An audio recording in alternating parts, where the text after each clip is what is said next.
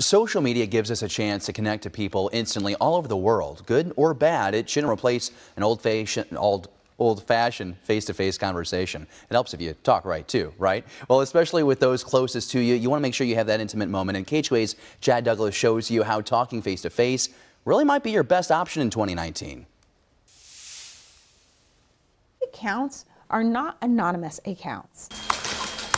So your kids may have their own social media accounts. You may even know the password to the accounts, but what stops them from starting their own second accounts? A big thing going on now are fake Instagram accounts, or Finstas.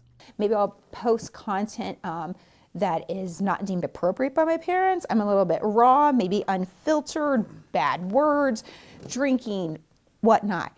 Once you start up an Instagram account, you can choose the username you want, which could make it hard for parents to find you. However, depending on what's posted, others can find you.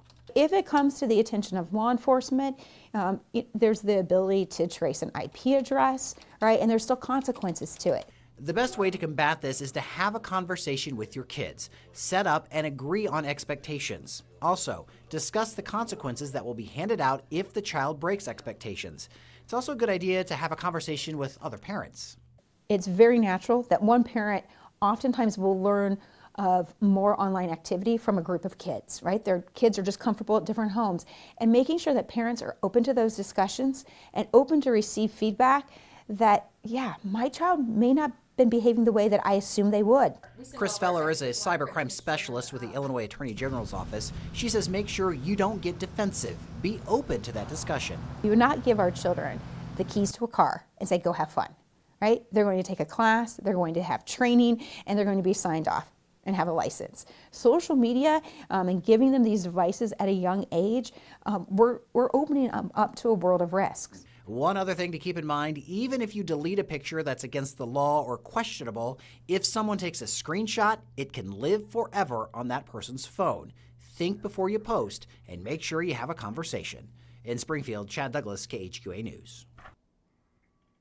Well, another thing you want to keep in mind, you can delete pictures from your feed, but it's nearly impossible to completely scrub something from existence. And one day, a questionable post may keep a teenager or a young adult from getting a job. Some social media sites are actually working to help you permanently delete inappropriate content. And to learn more about that, you can go to this story right now on KHQA.com. In the meantime, one more thing to keep an eye on, fake apps on your kid's phone. Some apps can look like something normal, like a calculator app, but actually may be a secret social media app. Illinois State Trooper Calvin Dye Jr. has seen this firsthand while investigating cases, and he says one thing that should tip you off is if you ask your child what the app is and they don't say they don't know.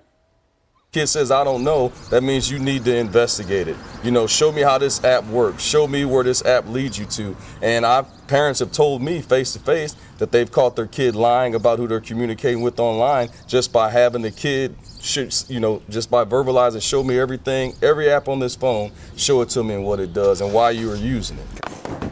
Trooper Dye says it can be a fine line of trusting your children and being too overbearing, but you have to do what's right for the safety of your kids.